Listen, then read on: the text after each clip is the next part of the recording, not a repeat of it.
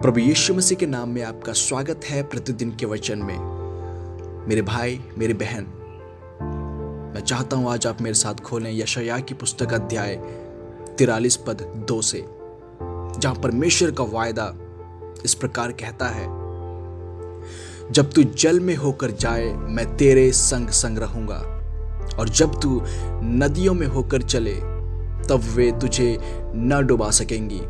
जब तू आग में चले तब तुझे आंच ना लगेगी और उसकी लौ तुझे ना जला सकेगी। इस वचन में आशीष हो। मेरे प्रियो, परमेश्वर के इन शब्दों पर ध्यान दीजिए। यहां वचन कहता है जब तुम गुजरोगे, ना कि अगर तुम गुजरोगे।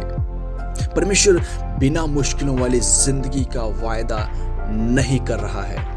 पानी और नदियां उन मुश्किलों को दिखाती हैं जो हमें डुबा देती हैं, जैसे बाढ़ जो हमें ऐसा महसूस कराती है कि हम डूब रहे हैं। आग उन मुश्किलों को दिखाती है जो हमें जलाकर राख कर देती हैं, ऐसा दर्द जो हमें अंदर तक जला देता है।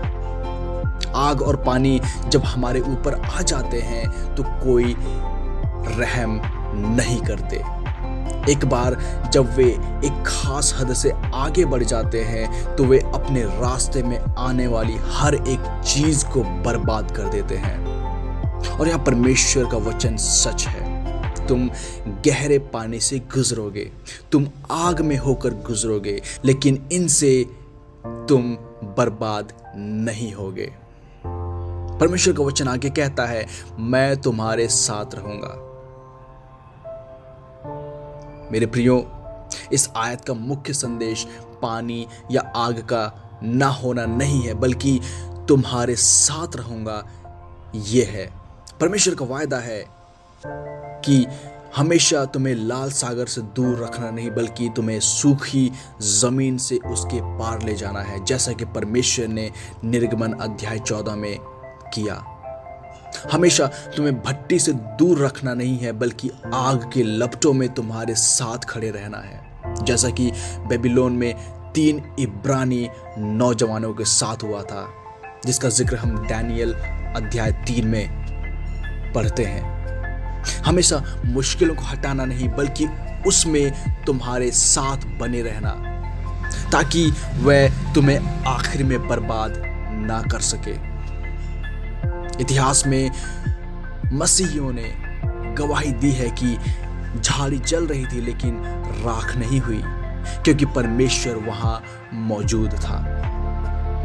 आग की भट्टी खुशी की एक जगह बन गई, शेरों की माद सुरक्षा का घर बन गया, जेल सुंदर बगीचा बन गया, क्योंकि परमेश्वर की मौजूदगी ने उस जगह का स्वरूप ही बदल दिया।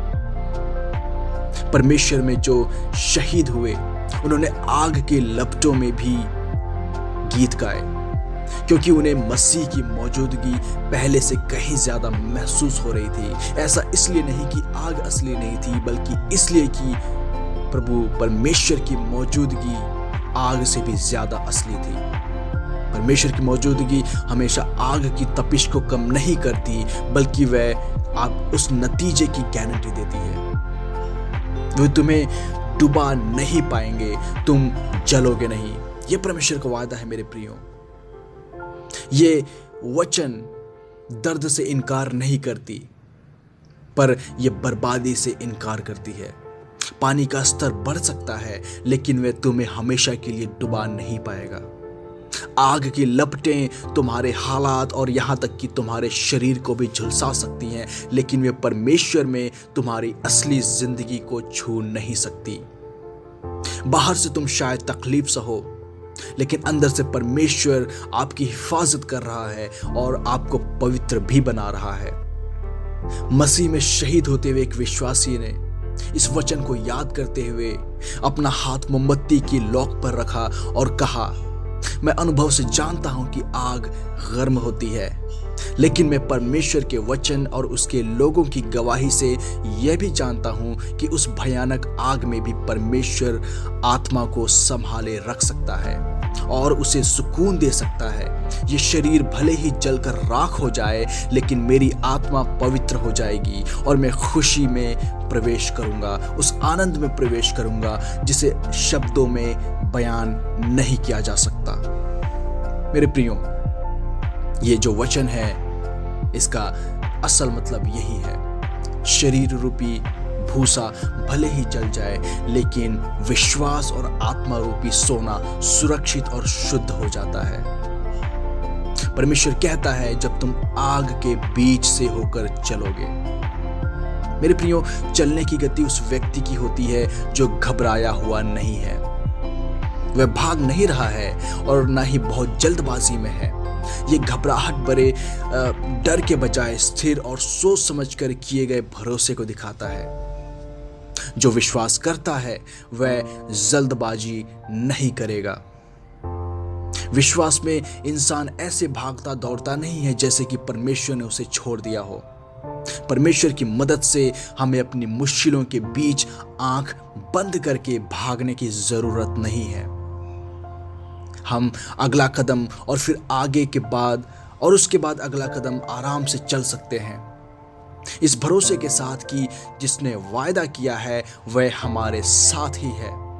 इसका मतलब यह नहीं है कि आप सब कुछ महसूस नहीं कर सकते। इसका मतलब यह है कि आपको कोई ऐसा थामे हुआ है जो आपकी भावनाओं से कहीं ज्यादा ताकतवर है।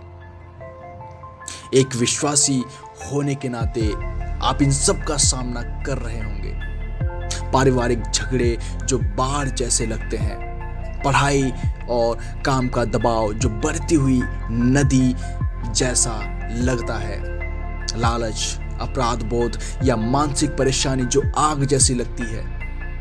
यशायाह 43 अध्याय पद 2 कहता है, आपकी मुश्किलें इस बात का सबूत नहीं है कि परमेश्वर ने आपको छोड़ दिया है।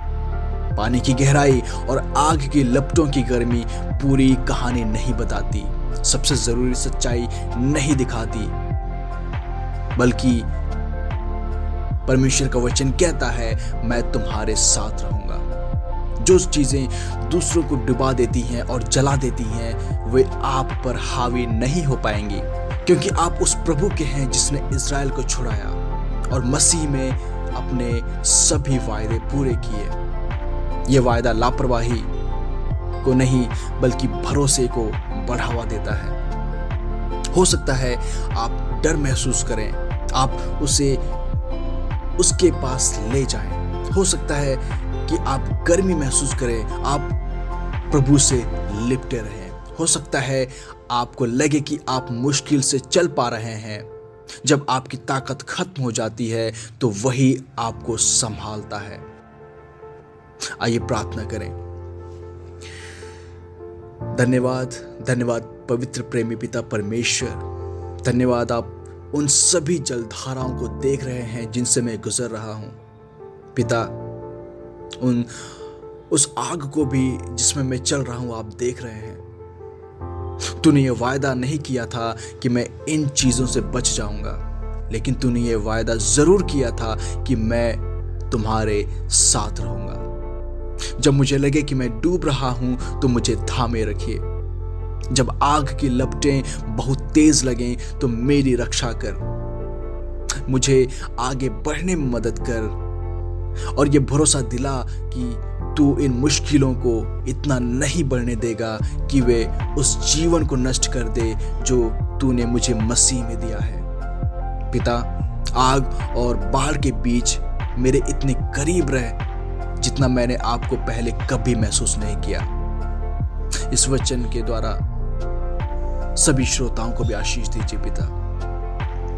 प्रभु यीशु के नाम में होकर ये प्रार्थना मांगता हूं, आमीन।